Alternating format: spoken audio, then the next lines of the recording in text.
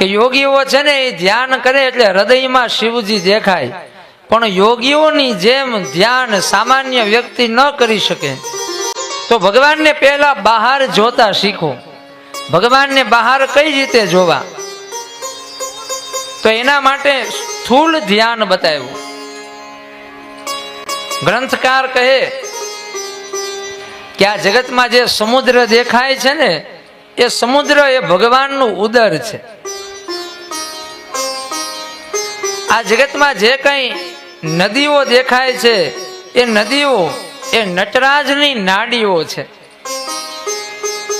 આ આકાશમાં જે ઘેરા વાદળા દેખાય છે, એ વાદળા ભગવાન શંકરના કેશ છે. આ ધરતી ઉપર જે બધા વૃક્ષો દેખાય છે, આ બધા વૃક્ષો એ ભગવાનના રૂવાડા છે. આ સંસારને સંતોએ માયા કીધી છે, તો આ સંસારની માયા એ ભગવાન શિવજીનું હાસ્ય છે. ભગવાનની 3 આંખ છે. સૂર્ય એ પહેલી આંખ, ચંદ્ર એ બીજી આંખ અને અગ્નિ એ ત્રીજી આંખ. આ વિરાટ મહાદેવનું કેવું અદ્ભુત વર્ણન કર્યું છે. આ ભગવાનનું શરીર બતાવ્યું છે કે નાડીઓમાં લોહી વહે, એ લોહી અશુદ્ધ થાય એટલે સ્વાસ્થ્ય બગડે. માણસ બીમાર શું કામ પડે? તો કે લોહી બગડે એટલે માણસ બીમાર પડે. એવી જ રીતે આ પ્રકૃતિનું મહત્વ બતાવ્યું છે કે આ વૃક્ષોનું જતન કરવું, નદીઓનું જતન કરવું, આપણા વાતાવરણનું જતન કરવું એ દરેક વ્યક્તિની એક ફરજ છે. આ પ્રકૃતિમાં જો અસંતુલન ઊભું થાય એટલે પ્રકૃતિ પુરુષ છે એ ક્રોધિત થાય, અને એટલે પ્રલય આવે, મહામારી આવે.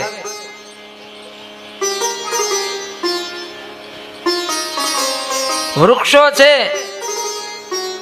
એ નટરાજના રૂવાડા છે, અને માટે શાસ્ત્રમાં કહ્યું છે કે કારણ વગર કોઈ વૃક્ષને ન કાપવા જોઈએ, એ પાપ છે.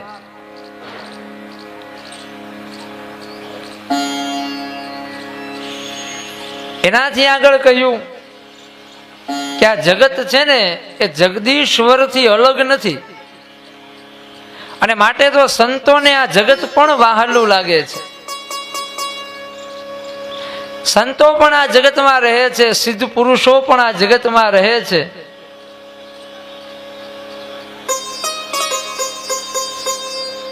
સુંદર ધ્યાન પ્રક્રિયા બતાવી, ઈશ્વરની સર્વ વ્યાપકતા બતાવી કે આવા નિર્ગુણ, નિરંજન અને નિરાકાર ભગવાન છે. એ ભગવાનનું પ્રતીક એ આ શિવલિંગ છે.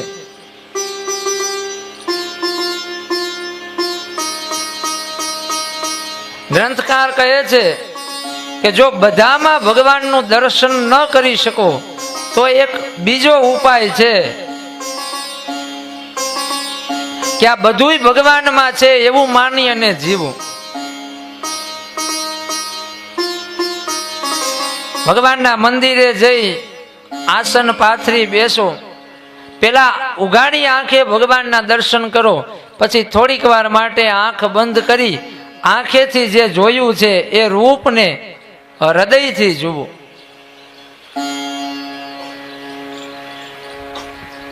જ્ઞાની છે એ નિરાકારને અનુભવમાં લાવે છે, નિરાકાર દેખાતો નથી.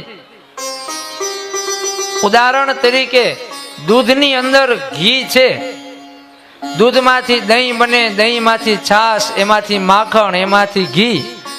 દૂધની અંદર ઘી રહેલું છે, પણ દૂધનો કટોરો ભર્યો હોય તો એમાં ઘી દેખાય નહીં.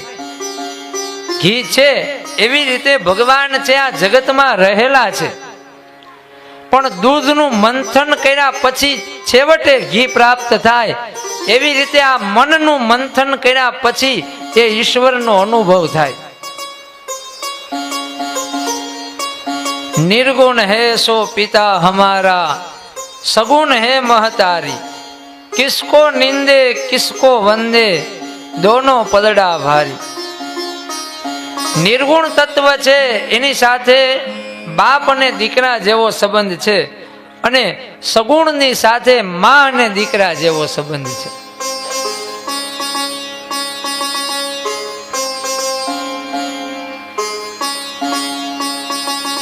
અને માટે ભક્તો માટે ભગવાન છે એ સગુણ થઈને આવે છે. શિવ તત્વના નિર્ગુણ રૂપની કથા બતાવી છે. સુત પુરાણી કહે છે કે સગુણ અને નિર્ગુણ માં જ્યારે ભેદ ન દેખાય ત્યારે ઈશ્વરીય અનુભવ થાય. ઉદાહરણ તરીકે નદીના કાંઠે 5 વ્યક્તિ બેઠા છે. એક વ્યક્તિ સ્નાન કરવા આવ્યો છે, એક વ્યક્તિ આચમન કરવા માટે આવ્યો છે, એક વ્યક્તિ એ ગંગા નદીના જળમાંથી થોડું ગંગા જળ પોતાના ઘરે લઈ આવવા માટે આવ્યો છે, એક વ્યક્તિ એ ગંગા નદીના કાંઠે માત્ર બેસવા માટે આવ્યો છે. 5 વ્યક્તિ અલગ અલગ છે પણ તત્વ ગંગા એક છે. એવી રીતે ઈશ્વર છે. કોઈ એને જ્ઞાન માર્ગથી ભજે છે, કોઈ એને ભક્તિ માર્ગથી ભજે છે. જ્ઞાની છે એ સ્વયંને ઈશ્વરમાં સમાવી દે છે અને ભક્ત છે એ ઈશ્વરને પોતાનામાં સમાવી લે છે. જ્ઞાની માને છે કે સત્ય એ અસીમ છે અને ભક્ત એ પોતાની ભક્તિ વડે એ અસીમને સીમિત બનાવી દે છે. આ અનામીને ભક્તો છે એ પોતાનું નામ આપે છે. ભગવાન તો અનામી છે પણ આ અનામીને નામ કોણે આપ્યું તો કે વશિષ્ઠ મહારાજ. કૌશલ્યાની ભક્તિએ ભગવાનને નામ આપ્યું. વશિષ્ઠજીના જ્ઞાને ભગવાનને નામ મળ્યું. ગર્ગાચાર્યના જ્ઞાનથી માં યશોદાની ભક્તિથી એ અનામી ઈશ્વર નામ લઈ અને આ ધરા ઉપર આવે છે અને લીલાઓ કરે છે. અને માટે તો સંતો કહે છે કે ઈશ્વર છે એને રામ કહેવાય અને અયોધ્યામાં જેનું મંદિર છે એ રામ છે. આપણને કોઈ સામે મળે એટલે આપણે એને એમ કહીએ કે રામ રામ. એનો એક અર્થ એવો છે કે તારામાંય રામ છે, મારામાંય રામ છે. એ આત્મ તત્વને પણ રામ તત્વ કીધું છે. એક સુંદર પંક્તિ છે. કવિ કહે કે એક રામ દશરથ ઘર ડોલે, એક રામ ઘટો ઘટ બોલે, एक राम का सकल पसारा, एक राम है सबसे न्यारा. ઉદાહરણ તરીકે આપણે ગળામાં માળા પહેરતા હોય તો એ માળાની અંદર 108 મણકા હોય પણ દોરો એક જ હોય. એવી રીતે આ જગતની અંદર આટલા બધા લોકો છે પણ આ લોકોની અંદર જે ચેતના છે ને એ એક જ તત્વમાંથી પ્રવાહિત થાય છે. જીવન આપનારો ઈશ્વર એક છે જે આ મણકાને જોડી રાખે છે અને એ માળાની અંદર રહેલો દોરો જો ક્યારેક તૂટી જાય તો એ મણકા વિખરાઈ જાય. એવી જ રીતે આપણા જીવનના મણકાને જે જોડે છે એ તત્વ, એને આપણે આત્મા કહીએ, ચેતના કહીએ કે ભગવાનનો અંશ કહીએ, એ એક છે. એ ભિન્ન હોવા છતાં પણ અભિન્ન છે. હવે સુત પુરાણી મુક્તિના પ્રકારો બતાવે છે. નિર્વાણ ષટકમ બતાવ્યું છે કે મુક્તિના 2 પ્રકાર છે. એક તો છે સધો મુક્તિ અને બીજું છે ક્રમ મુક્તિ. કોઈ સદગુરુની કૃપા થાય અને સદગુરુના આશીર્વાદથી ઈશ્વરનો સાક્ષાત્કાર થાય એને સધો મુક્તિ કહે છે. અને ક્યારેક ધીમે ધીમે સત્સંગ કરતા કરતા ભક્તિ કરતા કરતા ભગવાનની કથા સાંભળતા સાંભળતા વર્ષો પછી અને ત્યારે જે અનુભવ થાય છે એ અનુભવ એ શિવ તત્વનો અનુભવ છે. વ્યક્તિને જ્યારે આત્મ સાક્ષાત્કાર થાય ત્યારે મનનો ભાવ કેવો હોય છે તો કે આદિ શંકરાચાર્ય મહારાજ નિર્વાણ ષટકમમાં આ વાત કહે છે. મનો બુદ્ધિ અહંકાર ચિતાનિનાહમ ન ચક્ષોત્ર જીહવે ન ચ ઘ્રાણનેત્રે ન ચ વ્યોમ ભૂમિ ન તેજો ન વાયુ ચિદાનંદ રૂપમ શિવોહમ શિવરૂપમ શિવોહમ શિવોહમ શિવોહમ શિવોહમ શિવોહમ શિવોહમ શિવોહમ શિવોહમ શિવોહમ શિવોહમ. એ અનુભવ થતા જીવ છે અંતે પુત્રો ન તીર્થમ ન વેદો ન યજ્ઞમ રૂપમ શિવોહમ શિવોહમ ચિદાનંદ રૂપમ શિવોહમ શિવોહમ શિવોહમ શિવોહમ શિવોહમ શિવોહમ. પુણ્યનું ફળ સ્વર્ગ છે, મુક્તિ નહીં. પુણ્ય કરીએ તો દેવત્વ મળે. પુણ્ય કર્યા પછી દેવ બની શકાય, પણ મુક્તિ માટે તો શિવનો આશ્રય લેવો પડે. અને માટે તો સંતોએ કીધું છે કે જીવનમાં છે ને બને ત્યાં સુધી બહુ દેવ બનવાની ઉતાવળ ન કરવી. આમે તે 80 વર્ષ થશે એટલે છોકરાઓ કહેશે કે હવે બા છે દેવ થઈ ગયા. દેવ એક દિવસ બધાને થવાનું જ છે, પણ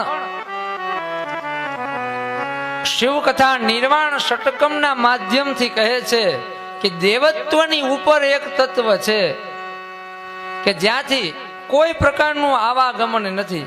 એ અનુભવ જે પુણ્ય અને પાપથી પર છે. મન, બુદ્ધિ, ચિત્ત, અહંકાર આ બધાથી પરનો જે અનુભવ છે, દેહ વડે જે અનુભવ ન કરી શકાય એ પરમ તત્વ, એ શિવ તત્વ, એનો જેણે અનુભવ કર્યો એ તત્વનો અનુભવી ભગવાન શંકરાચાર્ય કહે છે કે અનુભૂતિ કેવી છે. ન મે દ્વેષ રાગો ન મે લોભ મોહ મદો નેવ મે નેવ માત્સર્ય ભાવ ન ધર્મો ન ચાર્થો ન કામો ન મોક્ષ ચિદાનંદ રૂપમ શિવોહમ શિવોહમ ચિદાનંદ રૂપમ શિવોહમ શિવોહમ શિવોહમ શિવોહમ શિવોહમ. કહે છે કે આ સંવાદને સાંભળતા અનુભવ રસને અહીંયા પ્રગટ કર્યો છે. આ શિવ કથા અદ્ભુત છે.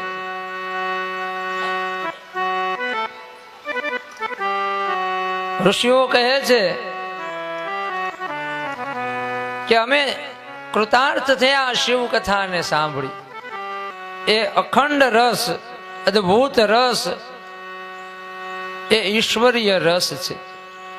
અને એ જ રસનો એક અંશ આ દેહની અંદર છે કે જેથી આ જીવન રસ વહે છે. આવા ઈશ્વરને ભજવા એ જ ધર્મ. સંતો કહે છે કે દરેક વ્યક્તિના કાન પણ નાગને રહેવાના દર છે. હવે નાગ જ્યાં રહેતો હોય ને એ દરની અંદર પોતાનું ઝેર ઓક્યા રાખે. સર્પ જ્યાં રહેતો હોય એ સ્થાનની અંદર ઘણું બધું ઝેર હોય. તો જે કાન વડે જેણે ક્યારેય ભગવાનની કથા નથી સાંભળી એ તો સર્પને રહેવાના દર છે. નયન નહીં સંત દરસ નહીં દેખા, લોચન મોર પંખ કર લેખા. જેણે આ આંખો વડે ભગવાનના દર્શન નથી કર્યા એ આંખ નથી પણ ફૂટેલી કોડી છે. જે મસ્તક ક્યારેય પણ ભગવાનની આગળ, સદગુરુની આગળ નમતું નથી એ મસ્તક નહીં પણ ખારું તુમડું છે તેમ જાણવું.